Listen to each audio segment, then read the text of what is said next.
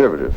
Relative. Not neoconservative, but conservative. No, pre-neo-conservative. Yes. So the poem is relatively radical in that it deals with hyper-industrialization, and it says Moloch, meaning hyper-industrial.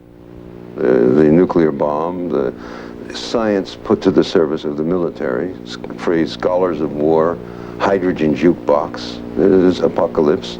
How did that sit with your your relatively conservative views, which I assume you continue? There's probably some cognitive dissonance at work. I wrote speeches for George Bush for a year and a half on the need to deploy Pershing missiles in Europe. So we politically probably are fairly antipodean, but that doesn't mean I can't. You can hear the music. I can't hear the music. Yeah.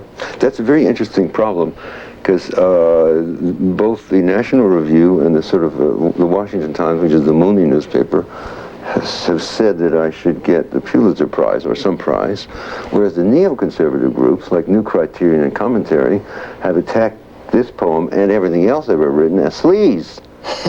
Just direct sleaze. So it's an interesting split down the middle. They're 10 or 15 years behind. I see. Give them another Let me generation. interrupt here to ask if we could.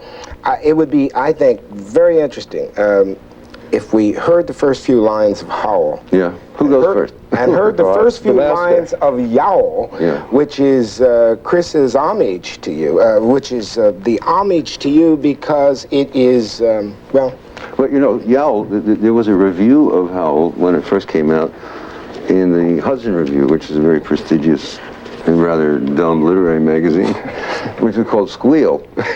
So I'm used to it, but that's 30 years ago.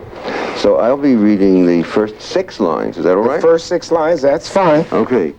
Of a poem called Howl, written in 1956.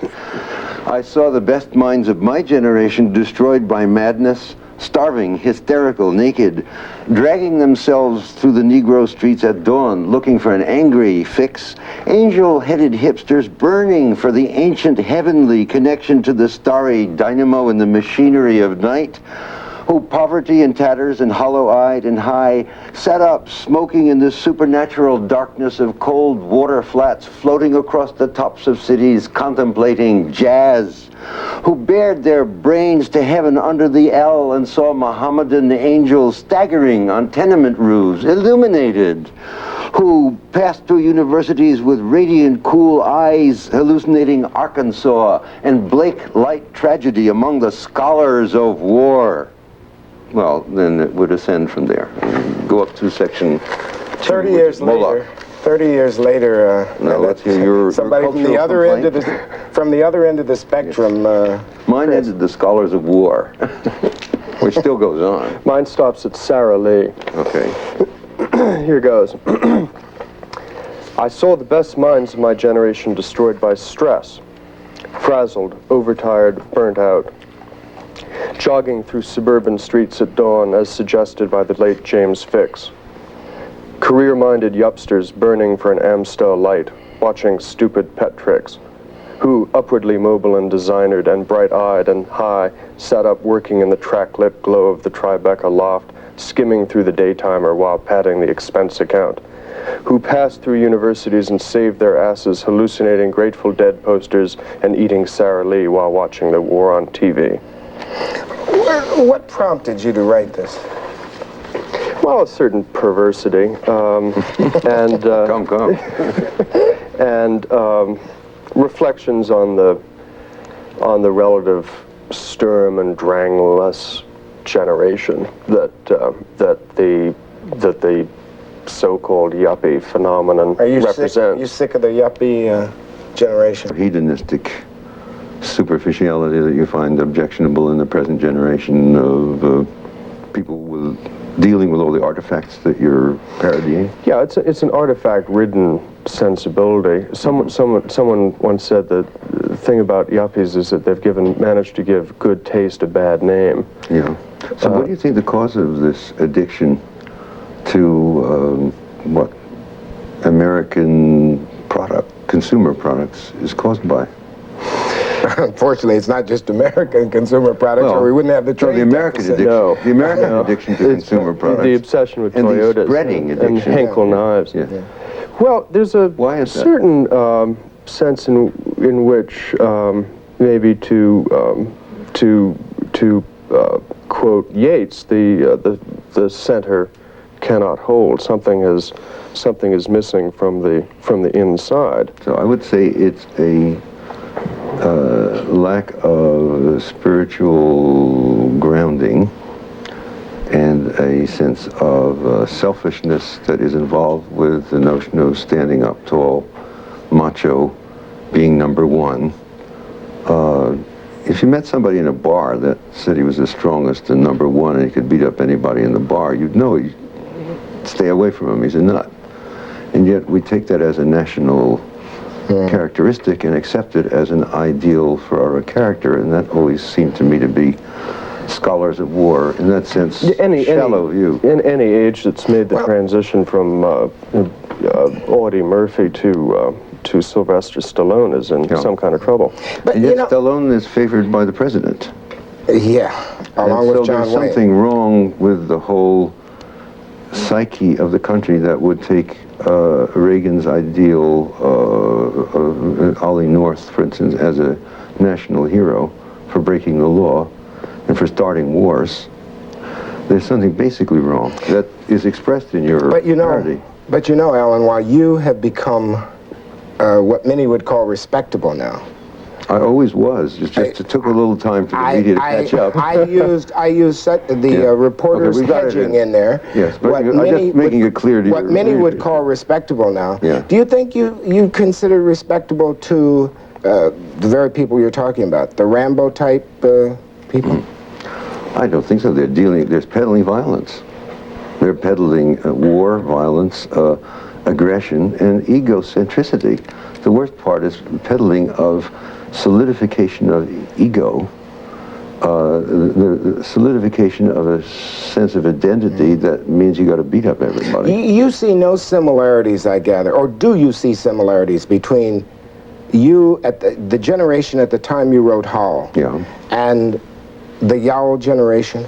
Yeah, there was that day of Eisenhower when people thought that wearing a Brooks Brothers suit and having a house in Levittown and material prosperity was the criteria for spiritual life, actually. There was a guy called the Man of Distinction who was the image that they used in advertising. Actually, he was peddling alcohol, just another dope, or cigarettes. But the Man of Distinction was a sort of CIA agent-looking gent, and that was peddled as the ideal American character, and it just as, and it was just a mistake because it was a shallow personage. But we'll be right back with more of this discussion. That one. Allen Ginsberg, if one turns to you and says, read what's really meaningful, most meaningful maybe to you from Hall, what do you read? The Moloch section, and I'd love to read it, actually. Please. So it's the climax and actually the definition of the poem. What sphinx of cement and aluminum bashed open their skulls and ate up their brains and imagination? Moloch, solitude, filth, ugliness, ash cans and unobtainable dollars, children screaming under the stairways, boys sobbing in armies, old men weeping in the parks. Moloch, Moloch, nightmare of Moloch, Moloch the loveless, mental Moloch, Moloch the heavy judger of men, Moloch the incomprehensible prison, Moloch the crossbone soulless jailhouse and congress of sorrows, Moloch whose buildings are judgment, Moloch the vast stone of war, Moloch the stunned governments, Moloch whose mind is pure machinery, Moloch whose blood is running money, Moloch whose fingers are 10 armies, Moloch whose breast is a cannibal dynamo, Moloch whose ear is a smoking tomb, Moloch whose eyes are 1,000 blind windows, Moloch whose skyscrapers stand in the long streets like endless Jehovahs, Moloch whose factories dream and croak in the fog, Moloch whose smokestacks and antennae crown the cities, Moloch whose love is endless oil and stone, Moloch whose soul is electricity and banks, Moloch whose poverty is the specter of genius, Moloch whose fate is a cloud of sexless hydrogen, Moloch whose name is the mind.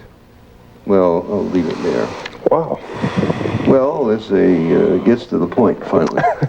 And the whole point is that the Moloch we are confronting is not only the hyper-industrialized material aggression with which we've solidified our American ego, but it is the mindset, the consciousness itself. You think there is a meaning there for today? Well, Moloch was the ancient god of the Canaanites, so he's lasted this long. I think Mr. Ginsberg has given him a remarkable new lease on life. Well, he was the one to whom children were sacrificed. Yeah. Actually, he was depicted as a brass creature, a furnace, with a hole in the stomach for a fire into which children were thrown, with a kind of diabolical goat head with horns. And he was sort of like a false god that was worshipped, which is what we were just talking about, worshipping the false god of, let us say, aggressive and imperial power and materialism, an attempt to arrogate all the delights of existence to possession and possessiveness and one's own grasping. Are you more possessive about things in 1987 than you were in 56? Not particularly. I'm possessive about manuscripts and books and art. I work hard with that, but most of my possessions relate to manuscripts, books, photographs, painting, music.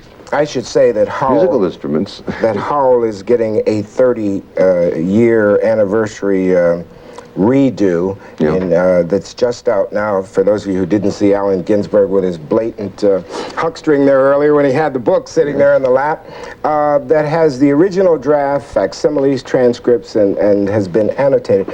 Chris, what would you say to somebody today, I mean, your generation, yuppie generation, whether you like it or not? Thanks. Whether you like it or not, and if a real, maybe a political ally, a bit conservative, what would you say to them about Allen Ginsberg today? Should they read him? They should read him and study him, and buy that book.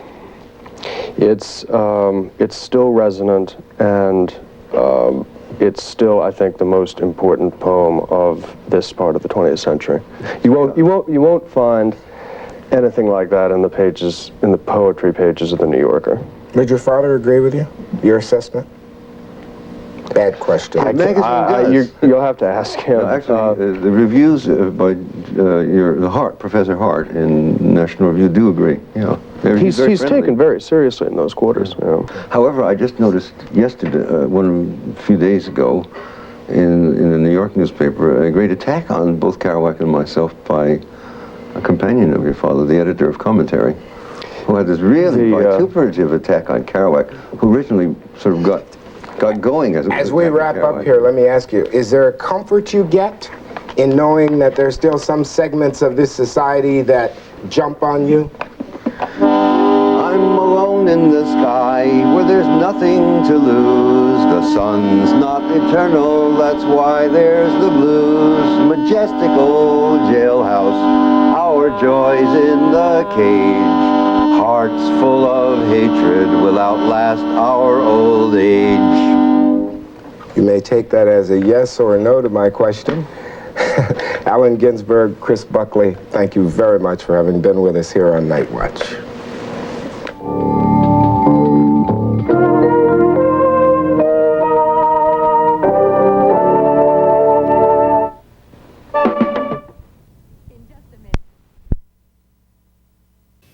Hi, this is Joe Renna, and these are the Rickson tapes. Bob Rickson was a poet and broadcaster, a pioneer of freeform radio from 1981 at the FMU studios in New Jersey. He passed away on May 8th, 2014 at the age of 66. These tapes are a tribute to his work as a broadcaster and poet.